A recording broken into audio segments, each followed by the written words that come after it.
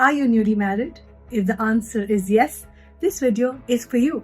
We are talking about the importance of division of labor because a lot goes on into a healthy marriage. Marriage is the perfect place for self-discovery, and there's nothing I can do for my partner but to work on my evolution, on understanding my communication style, on deep diving and really understanding my way of connecting and finding my love language as well.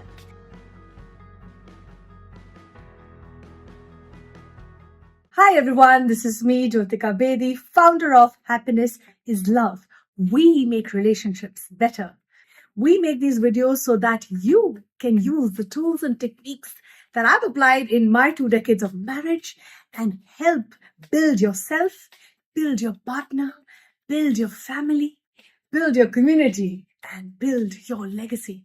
Like I said, a healthy marriage requires conscious effort, daily commitment.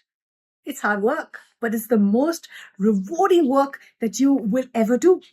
So before I begin, thank you for all the love, for all the support that you shower on us. It means a lot to us. It propels us.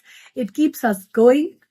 And if you have not already subscribed to our channel, please press the bell icon button right now and the subscribe button so that you can hear from us. You can stay connected with us. We love to hear from you. If you're struggling with any aspect of your life, we at Happiness is Love care, and we are here because we believe that together we can learn, together we can grow, and together we can build a better future.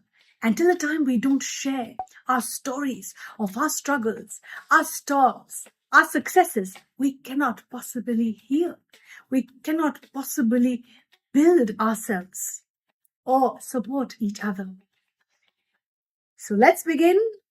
One thing that is very important, and it is a requirement, is the willingness of both partners to take an honest assessment of what they may be doing too much or too little in their relationship. And that's why today we're talking about division of labor, which is a very important requirement for a healthy marriage.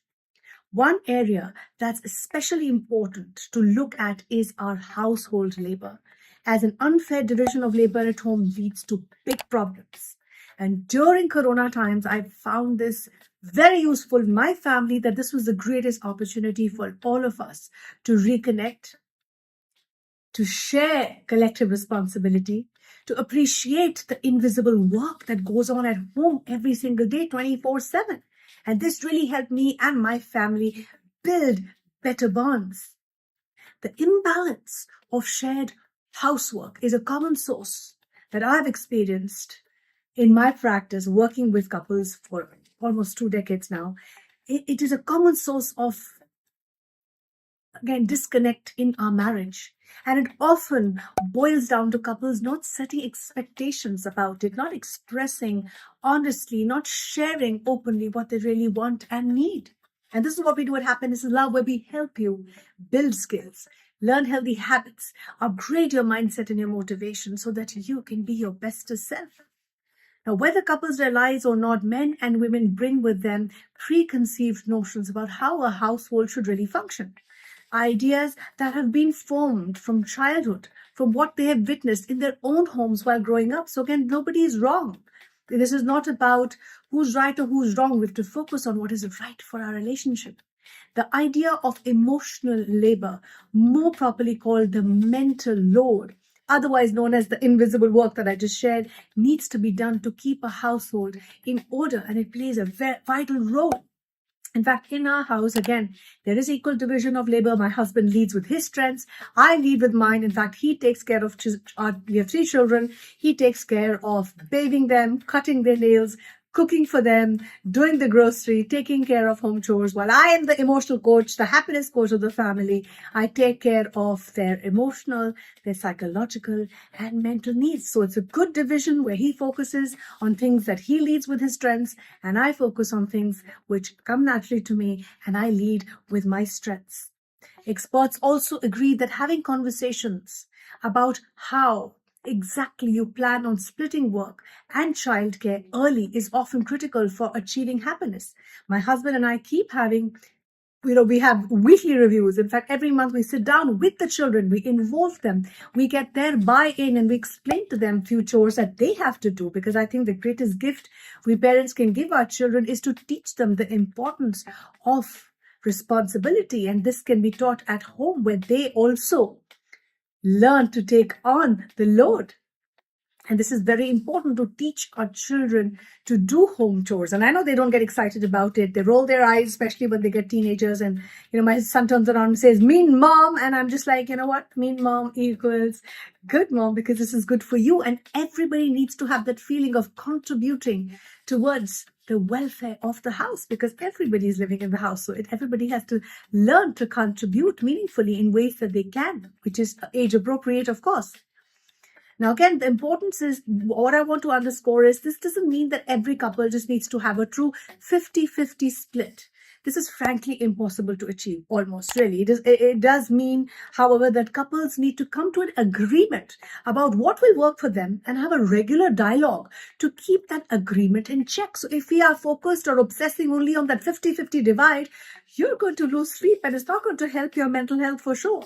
If you don't have these conversations, what happens is resentment, frustration, and anger often builds within us. But the goal really is to talk. If you're having a tough day and you're unable to, let's say, take care of a chore that you are supposed to do, reach out to your husband. Share honestly that I'm having a bad day. I'm having a tough day. I'm so sorry. I feel very tired and swamped today.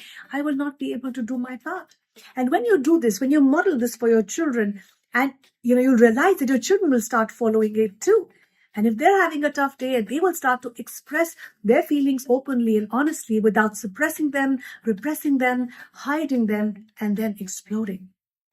So what do we really need to do? We really need to figure out what you already do. So when we aren't conscious of who we are, what we're doing, of who's doing what, we can overestimate our contribution to domestic order. This happens to all of us. Studies show that men in heterosexual relationships are often guilty of this. Make a list of what they feel they do to contribute to the family. For example, one parent may book summer camps, plan birthday parties and family vacations, take and pick up the kids from school, while the other parent may do dishes, laundry, walk the dogs, and earn 75% of the family's income. It may not be an easy assignment, but doing this will make sure it helps you in your imbalances. So again, figure out what you already do and have open, honest conversations with your spouse. Begin the conversation. Start small, but start now. When we aren't, like I said, when we don't have the conversation, that's where resentment builds. Problems arise when couples stop talking about housework but still have the expectation about the housework and how it should be. Leaving those assumptions unsaid leads to relationship stress and problems. Addressing household chores on the front end allows couples to have healthy dialogues on what they like, their dislikes, without feeling attacked or without feeling as if they have to defend themselves. Third, lay out expectations. What I did was start by listening and working to understand how each person sees the current household task situation and how they want to contribute.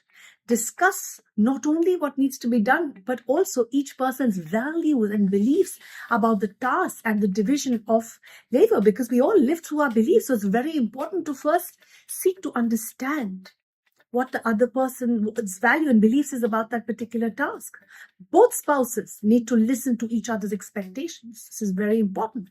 If one partner is comfortable with clutter, but their spouse can't stand seeing dishes piled up, they need to express their preferences and work as a team to find the solution. It's not you versus me, it's you working with me. These explorations are going to help plan success, because of how they allow both partners to learn about the core and situational values that informs our decision making. So this is extremely important. List down your tasks. Once you know your goals, document your plan to achieve them. That way you'll have a record to refer back to, a way to hold each other accountable. Write it down is what I do. I make sure I have these little chip pads to remind myself of the tasks that I have signed up for, And if sometimes my spouse is unable to, I have a conversation about it. Reach out. It also seems simple, but I know it's difficult because sometimes writing it down leads to a little bit of confusion as well. It holds the other person responsible when the other person does not want to take on responsibility. But keep in mind that when you write it down, be a little more flexible when you do that. If you're comfortable with paper and pen, that's fine. Maybe, a record keeping method that makes sense for the both of you can also be useful. Prioritize and start small, but start. I believe that change starts with small steps plus consistency. Start now, start small, but just do it. Once both spouses understand each other's values, then it's time to strategize your first step. It can be a small step, little by little, one day at a time. Identify changes that will cause maximum impact, starting with small number of tasks that would make the biggest difference in how you both feel, starting with only one or two changes which has the greatest amount of success. Reassess to be realistic. Once you have points on board, agree to return to talk and bring more changes after your initial success together. Keep in mind what seems fair on paper might not function in the real world. Aim for a sense of fairness and fair play to each other's strengths. Like I said, in my family, it's all about each one lead one. Lead with your strengths. Let your spouse lead with his strengths and you lead with yours. If one spouse tries to impose their values on the other without consideration of their feelings, the results are bound to be bad. If they hate doing a particular task, they won't do it well. So again, time to reassess. Be realistic. You can't expect a fish to climb a tree. I don't know how to cook.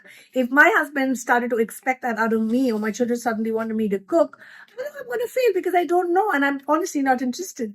So it's great that my husband and I have that conversation where he takes on this load and he loves to cook for the family. So just because we have these healthy conversations and we have these healthy dialogue, it helps both of us understand each other, to connect with each other and help each other instead of attacking each other. Give it time. No matter how well you plan or prioritize, you're not going to turn the whole ship around in a single day. Be patient. Patience is the name of the game. Remember that the goal isn't to peak efficiency for the house, but to peak your happiness for the family. Keep reassessing again. Our lives aren't perfectly ordered, especially working parents' jobs and responsibilities keep changing and sometimes change dramatically. Couples can work out a detailed domestic workload division and stick to it for months, only to have it thrown out of the window when work grows or becomes more demanding or responsibilities arise. But when the circumstances change, the objective remains the same. The goal has to be to have a calm, warm, honest and respectful conversation about equality and fairness, and to speak up when things are feeling unbalanced or unfair. Again, like I said, and I'm going to say it again, the problem arises when we stop talking, when we stop sharing, when we stop communicating. What is it that I want and need? And how it makes me feel if I don't let my spouse know that I am swamped, I'm feeling overwhelmed, I'm feeling burdened at work. I need your support. I need your help. I need you to be there for the kids today because I'm having a tough day. It is my prime responsibility to learn the tools to speak up, especially in those tough times. And it's okay for you to sometimes say, I'm so sorry, I won't be able to do this because today I'm having a tough day or a bad day and I'm unable to help you. And also allow your partner, because again, whatever we are seeking, are we giving is the question. I hope this video was useful to you. If you're newly married or not, if you're struggling or not, please comment on the box below if you want to share anything about how our videos make you feel. Thank you for liking, sharing, and subscribing. Keep smiling, keep shining, keep inspiring.